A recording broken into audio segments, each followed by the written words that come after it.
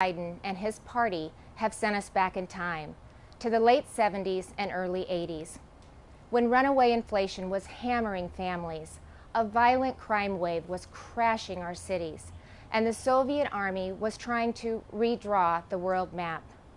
Even before taking the oath of office, the president told us that he wanted to, quote, make America respected around the world again, and to unite us here at home. He's failed on both fronts. The disastrous Afghanistan withdrawal did more than cost American lives. It betrayed our allies and emboldened our enemies. North Korea is testing missiles again at an alarming rate. The Speaker of the House recently warned our Olympic athletes not to speak out against China. And now Russia has launched an unprovoked, full-scale military invasion of Ukraine, an attack on democracy, freedom, and the rule of law. Now all Americans must stand united in solidarity with the brave people of Ukraine as they courageously defend their country against Putin's tyranny as they fight for their freedom. But we shouldn't ignore what happened in the run-up to Putin's invasion, waiving sanctions on Russian pipelines while eliminating oil production here at home, focusing on political correctness rather than military readiness, reacting to world events instead of driving them. Weakness on the world stage has a cost, and the president's approach to foreign policy has consistently been too little, too late. It's time for America to once again project confidence. It's time to be decisive. It's time to lead. But we can't project strength abroad if we're weak at home. And that's what I want to discuss with you tonight. The President and Democrats in Congress have spent the last year either ignoring the issues facing Americans or making them worse. They were warned that spending trillions would lead to soaring inflation. They were told that their anti-energy policies would send gas prices to new heights. But they plowed ahead anyway, raising the price at the pump by 50% and pushing inflation to a 40-year high. 4 decades ago, when our nation was last reeling from inflation, I was a young working mom just starting out. My husband Kevin worked days while I watched our girls, and then we would literally switch. We would pass in the yard as he was coming home, and I was leaving to work evenings at the local grocery store. From across that checkout counter, I saw the pain of inflation on my neighbors' faces. I saw what happens when prices rise faster than wages. The Biden administration believes inflation is a, quote, high-class problem. I can tell you, it's an everybody problem. I saw moms and dads' paychecks buy them less and less. I watched working people choose which essentials to take home and which ones to leave behind. And now President Biden's decisions have a whole new generation feeling that same pain. When I took the oath of office 5 years ago, I promised Iowans that I would never lose sight of who I was working for, that I wouldn't become detached from the problems they were facing, from the problems that I had faced myself. But you don't have to check groceries to see what high inflation does to people. You just need to step outside of the DC bubble. Talk to Americans about what's on their mind. Ask them, what are your concerns? What keeps you up at night? And they'll tell you. And I can tell you what's not on that list. They won't tell you that spending trillions more and bankrupting their children is the answer to their problems. They won't tell you that we should be paying people not to work. And they certainly won't tell you that we should give billions in tax giveaways to millionaires and billionaires in Democrat-controlled states like California, New York, and New Jersey. But that's what the Biden administration has been pushing for over the last year. And that's all part of Build Back Better. Thankfully, the president's agenda didn't pass because even members of his own party said enough is enough. Well, the American people share that view. Enough is enough. And it's not just with DC spending.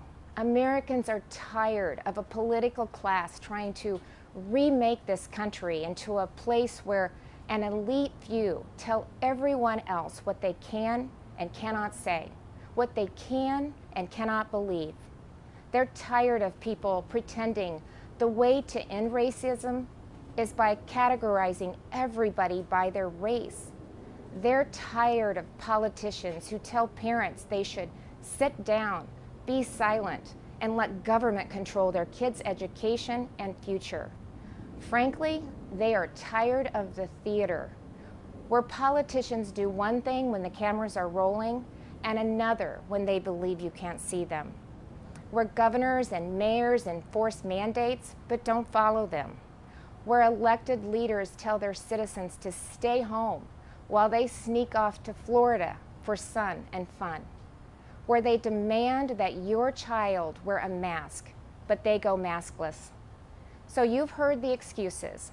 They were just holding their breath, but it's the American people who are waiting to exhale, waiting for the insanity to stop.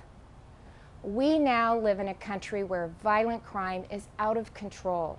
Liberal prosecutors are letting criminals off easy, and many prominent Democrats still want to defund the police.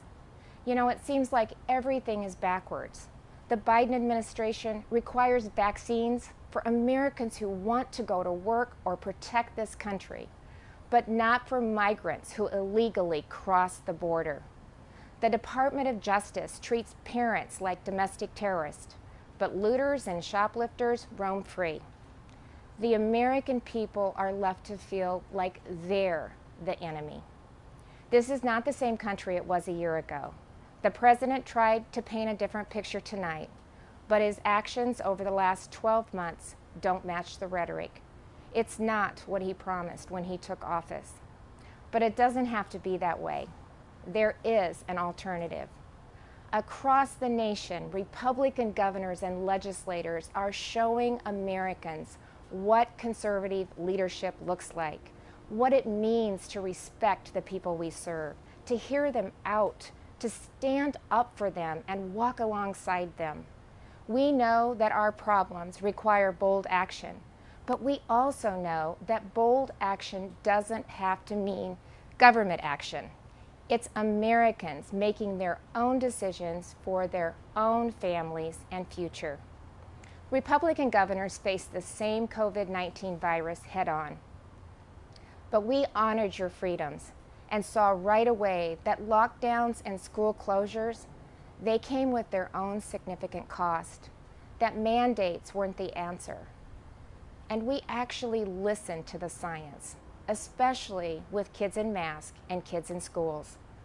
What happened and is still happening to our children over the last 2 years is unconscionable. Learning loss, isolation, anxiety, depression. In so many states, our kids have been left behind, and so many will never catch up. That's why Iowa was the first state in the nation to require that schools open their doors. I was attacked by the left, I was attacked by the media, but it wasn't a hard choice. It was the right choice. And keeping schools open is only the start of the pro-parent, pro-family revolution that Republicans are leading in Iowa and states across this country. Republicans believe that parents matter. It was true before the pandemic, and it has never been more important to say out loud. Parents matter. They have a right to know and to have a say in what their kids are being taught. Families also have every right to live in a safe and a secure community, and that begins with a safe and secure country. But the Biden administration has refused to secure our border. They've refused to provide the resources to stop human trafficking, to stop the staggering influx of deadly drugs coming into our neighborhoods. They've refused to protect you. With Texas and Arizona leading the way, I, along with Republican governors from several states, have sent resources to the border. And we've actually gone to the border, something that our president and vice president have yet to do since taking office. On the economy, the contrast couldn't be more stark. While Democrats in D.C. are spending trillions, sending inflation soaring, Republican leaders around the country are balancing budgets and cutting taxes, because we know that money spent on Main Street is better than money spent on bureaucracy. Today, I signed legislation that eliminates Iowa's tax on retirement income and sets our tax rate at 3.9%. That's less than half of what it was just 4 years ago. And it shouldn't come as a surprise that out of the top 20 states with the lowest unemployment rates, 17 have Republican governors. Republicans may not have the White House, but we're doing what we can to fill the leadership vacuum. And on the issues that are affecting Americans, Republicans are leading. We're standing up for parents and kids. We're standing up for life. We're keeping our communities safe and thanking those in uniform. We're fighting to restore America's energy independence, and that includes biofuels. We're getting people back to work, not paying them to stay home. Most of all, we're respecting your freedom. Behind me stands Iowa's Capitol, where we display our state motto, our liberties we prize and our rights we will maintain. And those aren't just empty words. It's a belief that the greatness of this state and this country lies in our people, not government. You shouldn't have to wake up every morning and worry about the next thing the government is going to do to you, your business, or your children. If we as elected leaders are doing our job, then the government is working well, but operating in the background. It's supporting the ingenuity and spirit of our people, not drowning them out. It's keeping them safe, not restricting their freedom. That's what I believe, that's what Republicans believe, and that's what Republicans are doing. I am so blessed to be the governor of Iowa, where people are humble, hardworking, and patriotic. We take care of each other. And yes, we are, as they say, Iowa nice. But you don't have to be from Iowa to see that those are the values of America at its best. All of America. Over the last few years, I've put my faith in Iowans, and they haven't let me down. I encourage this president to do the same, to put his faith in you, the American people, who have never wavered in your belief in this country, regardless of who leads it. Because you know, you've shown that the soul of America isn't about who lives in the White House. It's men and women like you in every corner of this nation who are willing to step up and take responsibility for your communities, for your neighbors, and ultimately for yourselves. By that most important measure at least, the state of our union is indeed strong. Thank you, God bless you, and God bless the United States of America.